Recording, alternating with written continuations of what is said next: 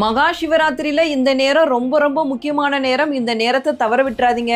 எங்களால நைட்டு ஃபுல்லா முழிக்க முடியாது அப்படிங்கிறவங்க கூட இந்த நேரத்துல மட்டுமாவது விழித்திருந்து நான் சொல்றத செய்யுங்க.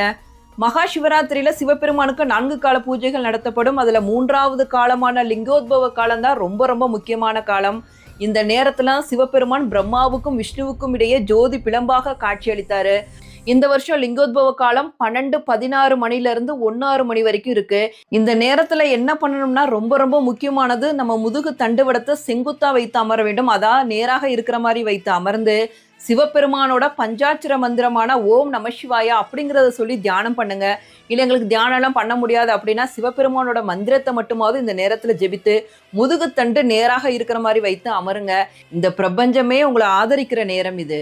சிவபெருமான் இந்த நேரத்துல எப்படி ஒளி சக்தியாக காட்சி தந்தாரோ அந்த ஒளி சக்தியான உயிர் சக்தி நம்மளோட முதுகெலும்பு வழியாக மேலே செல்லும் நேரம் இது.